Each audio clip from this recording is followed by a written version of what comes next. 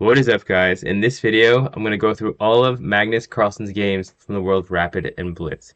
Overall, he played pretty good. Now, the big takeaway from these games, and you'll see this as you look at the games, is this is how the script goes for Magnus Carlsen pretty much every single game. Play offbeat opening, make some moves, win a pawn, and then send your opponent to the Shadow Realm. That's going to be a theme that you're going to see a lot in this video. He's going to win a pawn, and he's going to cash in. Very rare are tactics in these games. It's very strange. The best player in the world doesn't really use tactics at all. If it's there, of course, he's going to take it.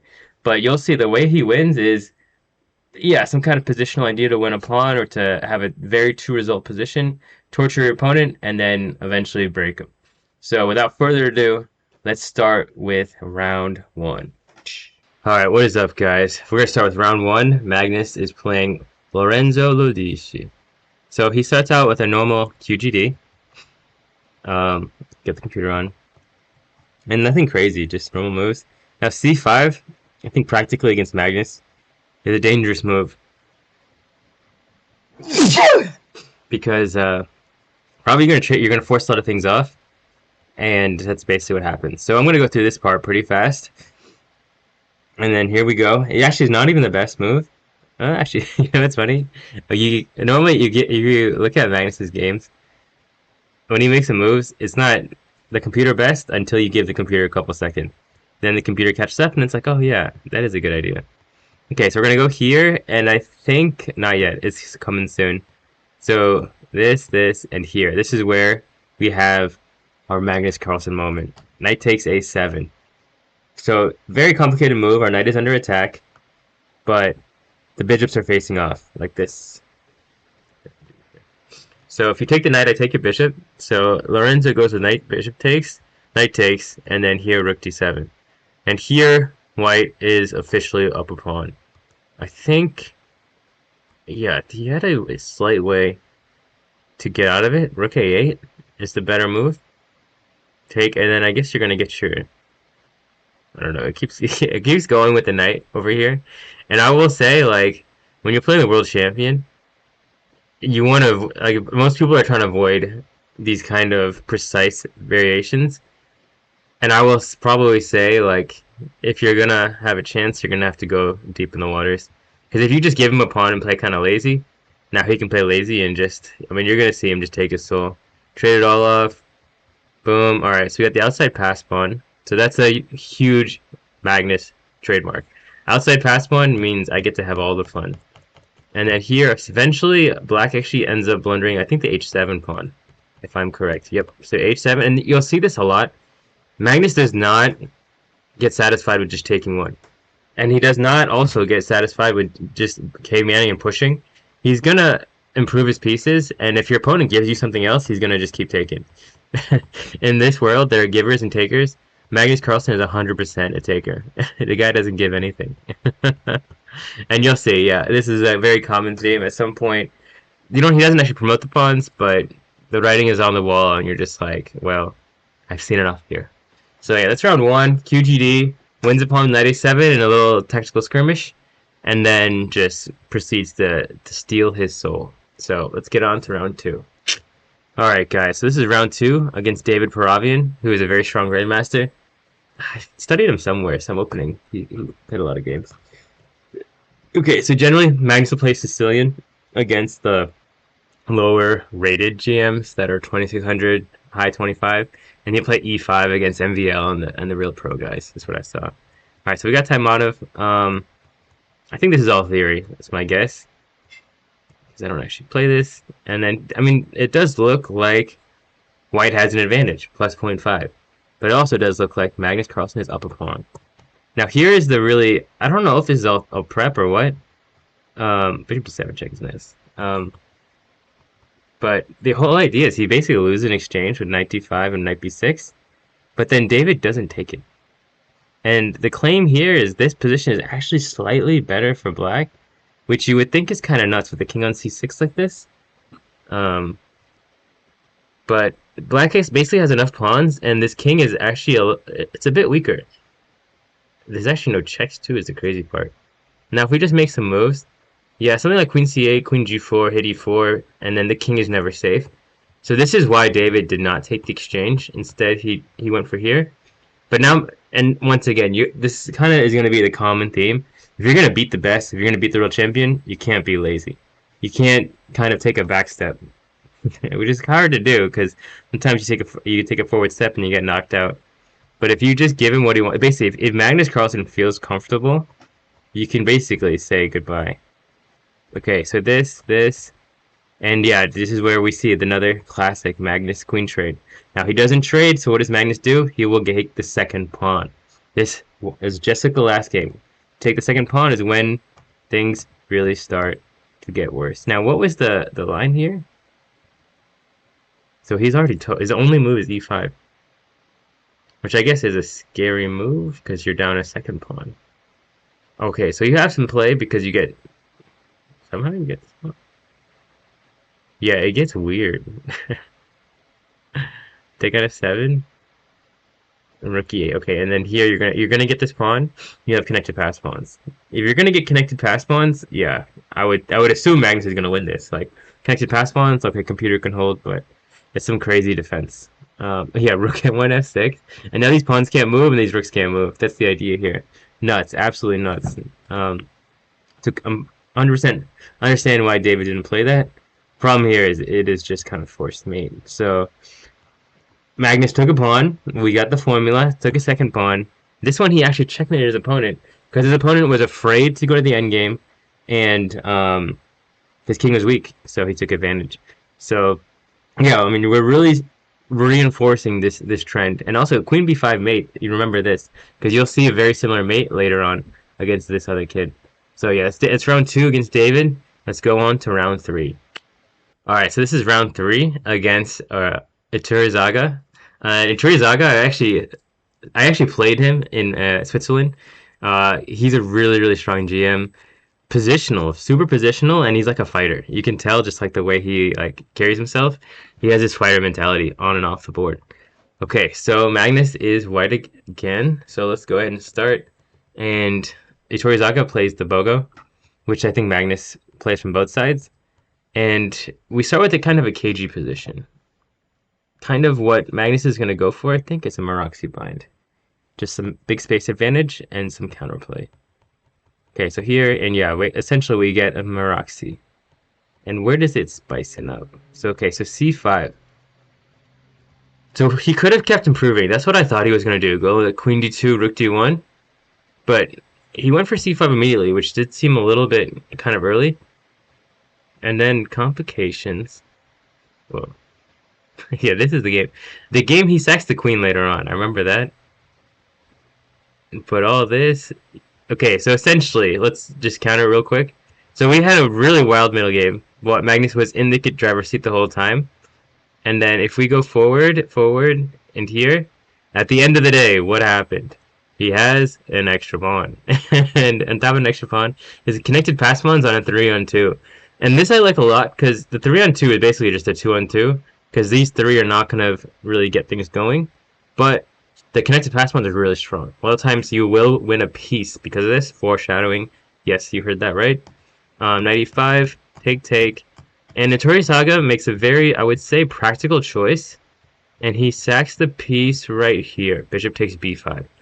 So, if you don't sack the piece, you know what's going to happen. He's going to trade queens, and he's going to just push the pawns.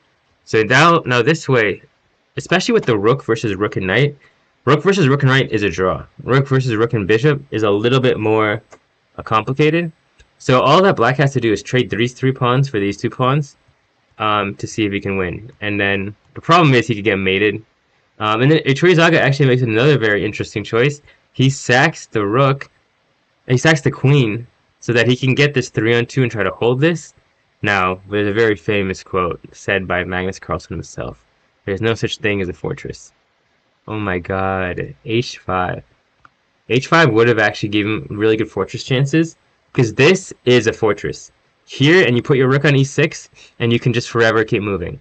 So this is what black wants. He wants to fix the structure, and then anchor the rook. So whenever you're trying to hold fortress, you want to fix everything, and then anchor something so you can't get his way in.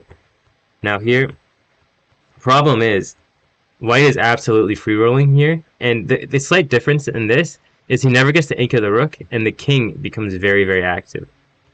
Active to the point where he's gonna trap the rook. That's the most beautiful part about all this. After here, check, and I think queen c4, the rook is trapped. There's nowhere the rook can go. Anywhere it will get picked off with a check. And if rook e6, the quote-unquote anchor, he can just take it because he has opposition at the end. I believe, at least. Take, king takes. And then here, he's just going to get g6, get h5, and then he wins the 2. So, once again, we have another Magnus clinic where he wins a pawn, gets an outside pass pawn, and then cashes it in. Has to be a bit accurate, but once again, when he controls the pace and he's not getting attacked back, it's I would say it's impossible to beat Magnus. It's like you can't guard SGA if you don't put a hand up. If you don't put a hand up, SGA is going to score. So let's move on to round number 4. All right, so this is round 4 against Anton. I think it's David Guijarro. I think that's the right way to say it. Another Spanish street GM. He's taking out country by country. And this is where you're going to see Magnus play against black, against d4. Or basically, his opening is Sicilian against d4 and King's Indian. We saw a lot of King's Indian from the black side. Now, here's a very interesting idea. His b3 d4 line is it's basically supposed to be an anti-King's Indian because we stopped the e5 break. That's what white is trying to do. And the con of this is he never played c4, so we can take space. So b5 is a very Magnus move, and you see this in against knight f3 g3. He likes b5 too. Now I tried this b5 move against an IM once and got absolutely lucky to not lose. But okay, so once again we have another skirmish in the middle. Surprise, surprise! What do you think is going to happen by the end of this? This is funny actually because he ends up down a pawn. Magnus, this is the first time that Magnus ends up down a pawn, and guess what? He's down a pawn, but he's winning. It's not even like Magnus. He can't be down a pawn like us other humans. So here, I mean, the real problem for white is this e2 pawn. This e2 pawn is a huge target, and black is going to pressure it kind of the whole game. So take, rook e8, f3, knight b6. I think the queen trade is going to come. And that's also something interesting that I saw from this game, is you can still apply a lot of pressure without queens on the board. Like, I always figured if I want to win, if I want to beat my opponent, I got to checkmate them, and I got to keep queens on the board. But you see it here, like, the second he took queens off, down a pawn, let me remind you, the game absolutely collapses. f5, e2, and then the pass pawn. Somewhere there's always a pass pawn with Magnus. Like, whether it's on the outside or the inside, like, this is his MO to winning. You're going to see this again and again. Shadow Realm. So same thing. Offbeat opening. Took space. The middle game, center, there was a little skirmish. He ends up. And then he just rolls forward the next half of the game. Alright, so now we're on to round 5. Okay, so here we have round 5 against very, very strong Grandmaster Arjun Erigaisi. And I will say, remember this matchup, because if anyone's beating Magnus, it's going to be Arjun, MVL, Artemiev, all these like young, hungry guys who don't back down. Okay, so Magnus starts out with a QGD. I'm curious why he does it in this move order with 1 knight f3 and 2 c4 instead of just d4, c4. But he basically, I think he gets the structure that he wants. And this guy, and Arjun plays the same kind of variation that his first round opponent played against him with c5. Okay, let me put the engine on. This is all theory too, by the way, because everything gets traded off pretty soon. And actually, yeah, the second half of this game is pretty impressive. So we trade it all off. Boom. And then this is like, okay, what, like, there's nothing here. But there is a slight advantage for white here because black has an IQP. So remember, IQPs are bad in the endgame because you can pile up on them. Eventually, you're going to double up and you're going to go e4 something to try to take advantage of the pin. And generally that's when you'll see like black kind of collapse. Okay, but he's in no rush. And spoiler alert, do you think he wins this pawn? The answer is, of course, he does win the pawn. Now here, this position to hold against Magnus would be very impressive because this is his whole MO. So now the question is, can Arjun do it?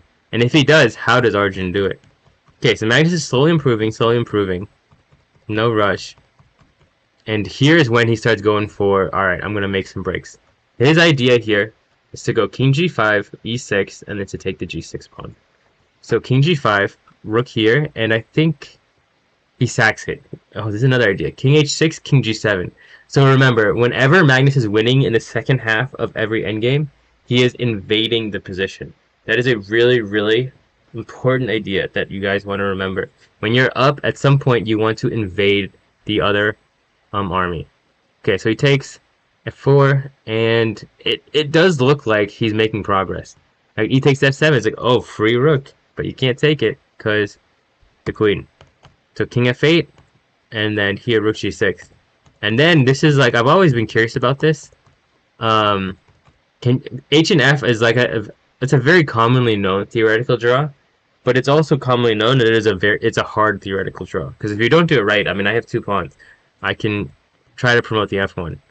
And the defense that I saw that Arjun used is you always keep your king in this corner. You try to stay in this corner, and then use your rook to defend. So you'll see he stays, and he chases him around, he does a thing. Magnus going on his little journey. And then he got out of the corner. But he attacks the pawn, and then he gets just enough time to draw. So yeah, definitely not an easy draw. First person, I will say, to not lose to Magnus, so that definitely feels like a victory for the world right there. But it was not easy. That is where the class of the stronger GMs, the 2700s, is the difference. They will stand firm in the face of adversity. So anyway, that was round 5. So now let's go to round 6. Alright, so his round 6 is against MVL, the man of 3 names. These guys have a very long history. They've played countless games, countless matches, with MVL actually being one of the few players to challenge Magnus. He will not back down, and if MVL gets his positions, he can beat anybody. So this is a game I'm guessing Magnus is taking very seriously. So they go knight c6, and we get a raw Zalimo. So I'm sure they've had so many games in this. He goes with knight f6, more offbeat line. I will take on c6 and try to just transpose into something I know. But you can go into the crazy waters, which is what they're doing. Now the pieces are all over the place. But okay, Magnus found a very good way of anchoring. So here, we're just developing. He's tagging the weakness on e7, though this was not the right move. It wants to just slow play it. b3. Yeah, it is kind of like weird. How does how does black develop per se? I guess, yeah, the problem is this d6 pawn is going to be a problem. And you can't develop. Okay, so that's kind of the big, I would say, compensation for our guy, white here. Just keep putting pressure and slowly kind of cook. Oh my god, it's surgical. Queen g3, queen h4. They're just hitting e7. So the problem with queen a3 is your bishop should be doing that. Okay, so anyway, we get a position. We'll keep going. And we're gonna actually see something very, very special here. All right, so Magnus wins a pawn. We have our usual, the breakfast usual. But then here is the first mistake that you will see Magnus make of the tournament. This is a blunder because white can just take the pawn because the bishop on b7 is obviously hanging at the back, and you cannot take this knight because I'll take your rook, and then I'll be very, very winning. Wow, that's a cool tactic. I actually take this rook, and then I take here, and then this endgame is actually very, very easy because white can just scoop up all the pawns. So bishop a5, Magnus has to recover. Queen d7. You know, so here is very weird what to do. Like, what should we do here? Now it just feels like white is better, but I mean triple D pawns, triple Ds. You heard double Ds. Well, these are triple Ds. And then here, MVL does a really, really good job of starting to take over the game. What should he have done? Oh my god, yeah, I remember this. There is a really, really cool tactic here. I think it's here he can do it. So if MVL wanted to win, he could go knight to h5. Insane. The idea is if he takes it, I'm going to take and just go queen takes h5. And apparently, like, that's enough. So obviously I can understand why you didn't see this, because it just looks like you're down a piece. But if we click X, our threat is bishop h6, and then some kind of mate over there. And it's just these pieces, I would say, just kind of suck back here. They're too slow is the problem. This bishop is out, and the king is very weak. So knight h5 would have been a shot. That would have actually been the knockout to probably beat Magnus. Because after that, let's say bishop h4, ding ding, and queen e2 maybe? Queen f3 even stronger. Oh my god, that's so insane. And if take, queen g3, king h8, and you can't stop the queen d6. Oh my god, oh my god. So yeah, white could have taken over. It's there. It was there. But hard to see, and I think they still had a decent amount of time. Okay, so we get this this 2-result endgame, which still, like, you can't be too mad about. The only problem is Magnus will convert every 2-result endgame when he's winning, but to convert an endgame against Magnus is a whole nother thing. So, so he's just kind of taking all the pawns, and he's up a pawn. He has 2 results. So now it's very curious. How does Magnus try to hold this position? G5 and H5, and just hold the pawns and force it. And this actually makes sense. This is the best way to play and the easiest way to play. Otherwise, if white's king gets all up in here and starts attacking all the pawns, and then that's how white can win this when he's up a pawn. But the no backing down is really, really key when you see these top guys play. If you back down and you start making imprecise moves, your opponent will jump on you like a python, and then it's over. So, okay, our first time seeing Magnus kind of get tested. Let's see how he does in round 7. Okay, guys, round 7. And if you don't know, now you know. Artemiev does not mess around. Artemiev is really, really good. So Magnus is black here. So you see, oh, he's playing a really strong player. He goes QGD instead of King's Indian. And then this transposes to Slav. Very interesting move order. Here you can go into Rogozin with bishop b4. Or you can go normal with bishop e7. But he goes for Slav, which I'm not a huge fan of, but I think Magnus actually likes the Slav a lot. Okay, so we get this position. And I like these positions from the white side because you have a lot more space. And f7 and h7. These are going to be the targets. Keep that in mind. Now, the con for this is white does have an IQP. So there's going to be some potential. If black trades off everything, I can win the endgame. Okay, so now IQP is gone. And here, okay, like this, like I'm gonna go ahead and say it's plus 0.8. That's my prediction. Because I mean white just got everything. I have no weakness. Okay, plus 0.6, so a little bit of an overvaluation. But I got everything I wanted. I have no weakness, I have more space, C6 is weak, and I have the center. Now E6 is a really strong move. Because it basically just loosens up and weakens everything on the king side. So let's say he takes it. Oh my god. Was there a draw here? Oh my god, there's a draw here. I didn't even see that. So now if he takes it, Artemiev has a draw with queen g6, queen h6. So that is a very, very sneaky way to play this. F takes, and then bishop takes h6 is the real threat. Because anything else, I'm just better. Because now your king is really weak. And wow. So here's a really nice idea for the low rated. If you can always threaten draws.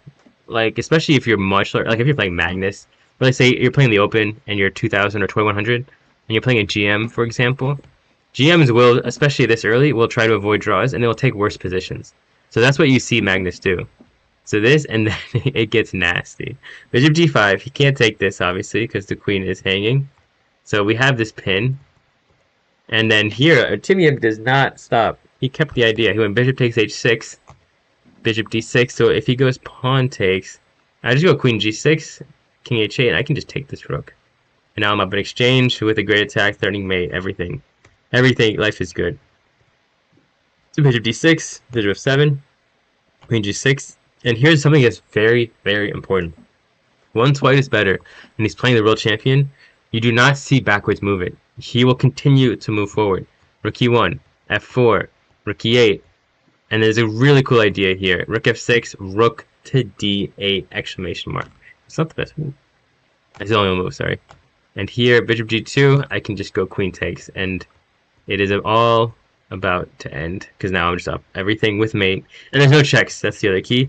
Now, Magnus's last idea was bishop c6, which is, it looks insane.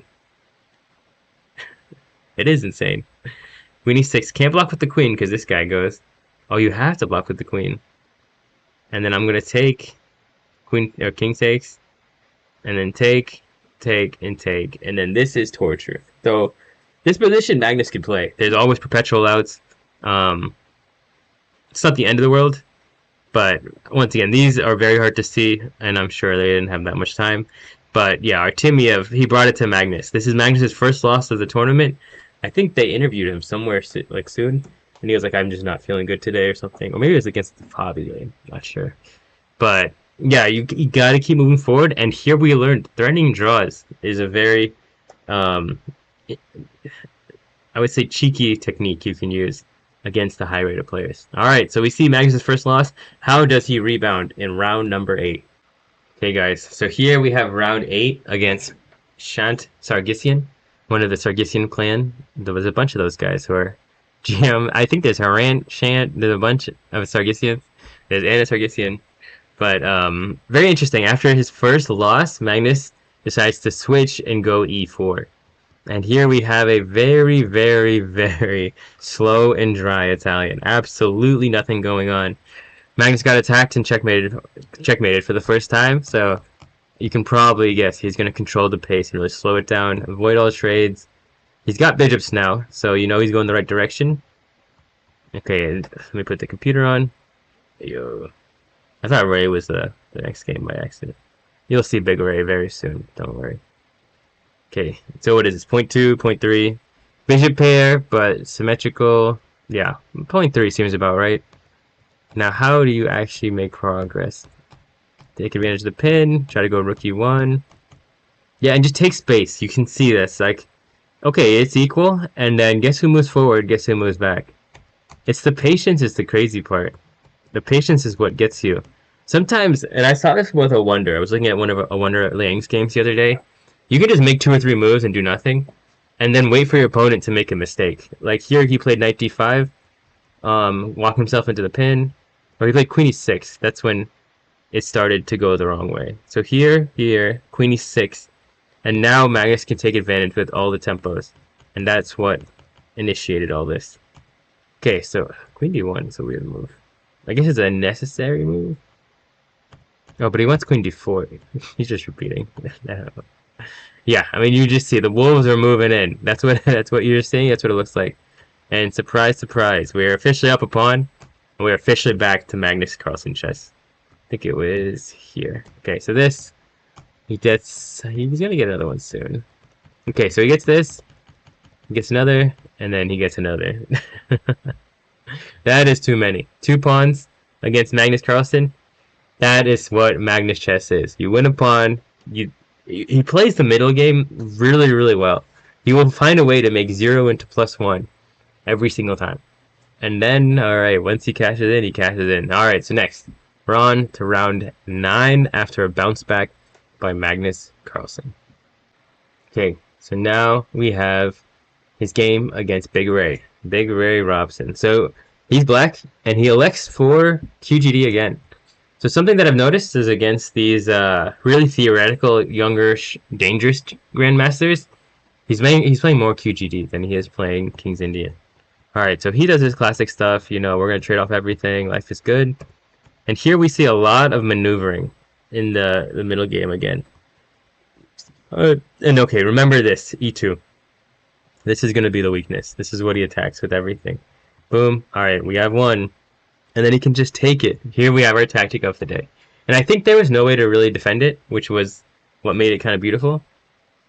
Yeah, there's no way to defend it because there's so much pressure. So this, actually I want to go back a little bit. Where is this? Yeah, knight takes c5 is generally, well, I guess it's forced here, which makes it better. But you would think that black is worse because it's IQP against Fiend Shadow. But he does a really beautiful job of using all the squares to his advantage and moving forward. Look at all these moves. They're all forward moves. And then, okay, he cashes his pawn out. 96. I think at some point he's going to do all the trades. And here we go. We got a pass pawn. We got Magnus Carlsen pass pawn chess. And, I mean, you know what time it's going to be. Forward, forward. Push. Take a couple more. Yeah, you see? In the process of being up a pawn, if you're going to give me another one, Magnus always takes another one. And boom, there we go. So once again, Magnus Carlsen is back in the driver's seat. He is playing the middle game exceptionally well, winning material, and then cashing it out literally effortlessly. Robson is a very dangerous, dynamic player, and Magnus navigated it. Absolutely no sweat. So now he's kind of back. He's recovered. Let's look to round 10, the final 3 rounds. Okay, guys, this is round number 10 against Alexey Sarana, a very strong up-and-coming player. I actually played him in Title Tuesday once, and I had a winning position, and I sold. But alright, so here we're going to see the first of Magnus's quote-unquote new popular opening. Every Sicilian, he played this. Here, D3 and A4. I guess he didn't go A4 yet. You'll see a lot in the Blitz. He's going to go A4, C3, and all this kind of stuff.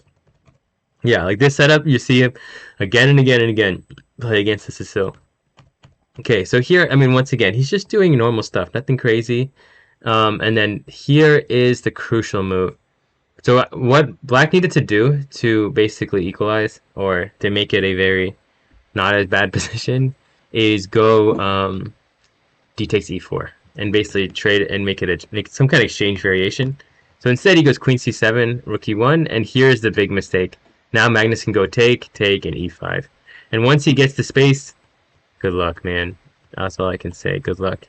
Yeah, and also here, you would think that he has to go pawn takes, right? But I think he just gets off on being able to do other stuff. Because, I mean, it takes, I guess, is fine. But it looks like you're doing the wrong thing. You're giving this pawn and stuff.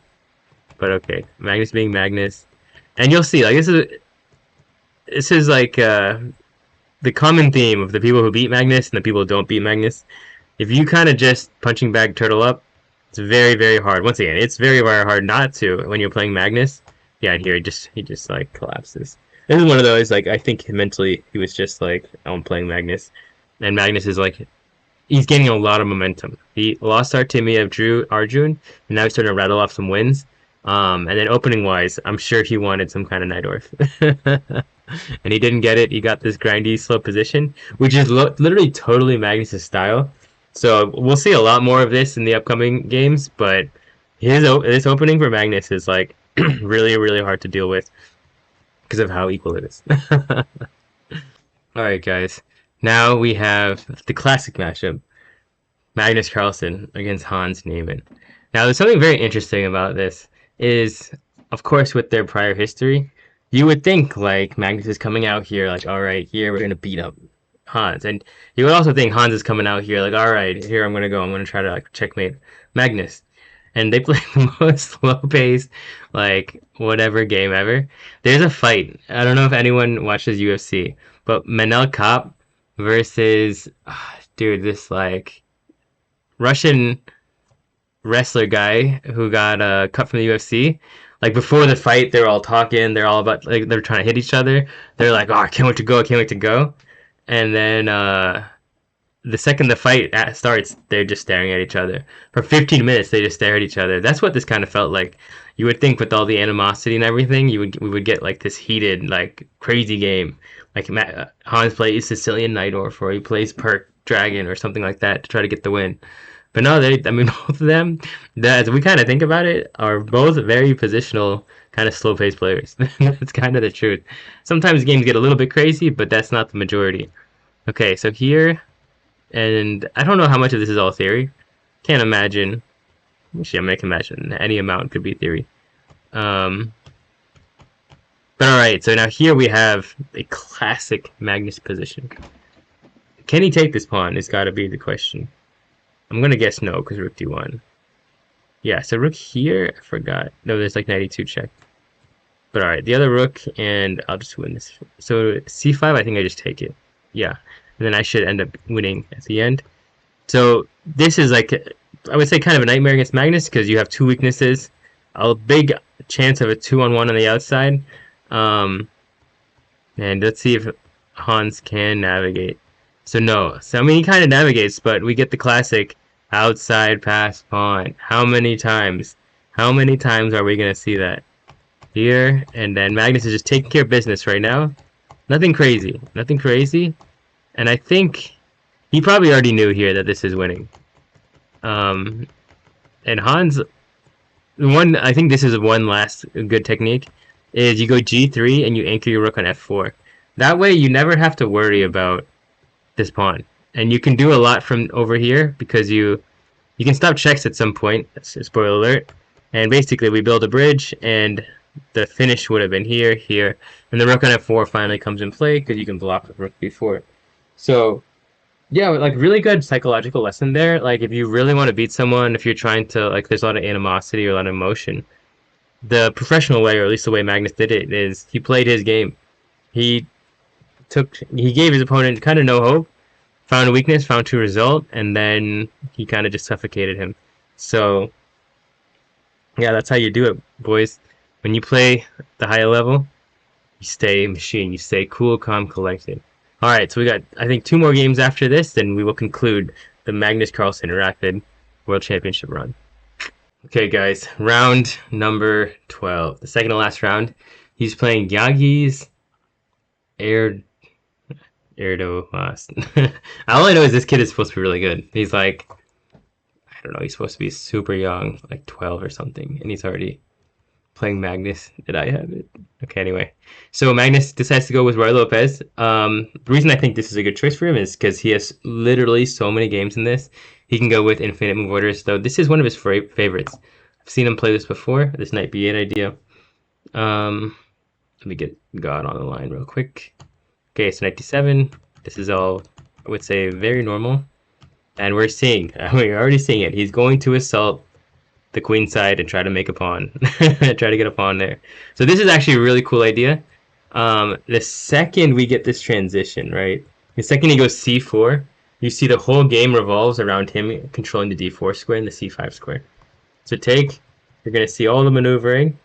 He controls. Okay.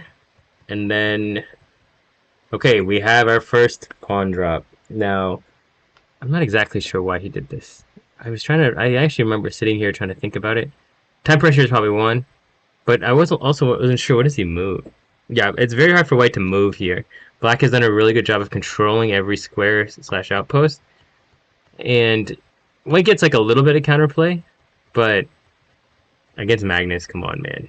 This, and then he's gonna get his 2 result position. Up 2 pawns, you know it's a matter of time here. So to clinch it with, or not, I think this actually did clinch it in the tournament. Now all he needs is a draw the last round. Yeah, just control the squares, attack the queen side, and here we go with the last round of the World Championship. Our very last round of the World Rapid Championship in Doha, Qatar. Magnus is white. He goes with e4. We go Alapin, and don't think these guys really planned on playing out most of this game, and I'll tell you why. You'll see why the final position. But alright, so I'm sure this is all theory. They're all playing, they're doing their thing. Magnus gets the Magnus position, you know, he's got a weakness. They trade off, he gets the c5 square, and here, like, if Magnus wanted to, he could definitely play this position and try to torture black. Got a c6 weakness, got a 2-on-1. I mean, we've seen this tournament. This is how he wins every single game.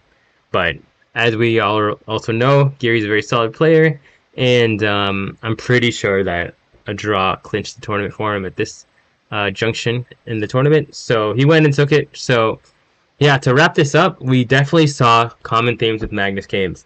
Never went through main lines. You saw very little main lines. Really play on the queen side and the center first. We're seeing that again and again. Play in the center and queen side. Try to put pressure, move forward, attack the weakness, win a pawn, and then we trade down, simplify, absolutely avoid risk too. That is another big thing. There's, once again, how many tactics did we find in these 13 games? 4 tactics that maybe won 4 pawns in total. There was never really winning a piece. There was never a sack a piece and checkmate.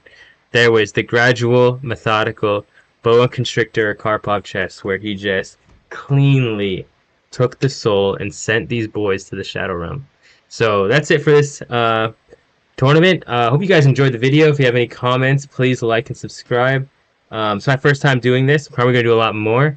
And a lot of live tournament recaps too. So hope you guys enjoy this. And I'll see you guys later. Peace.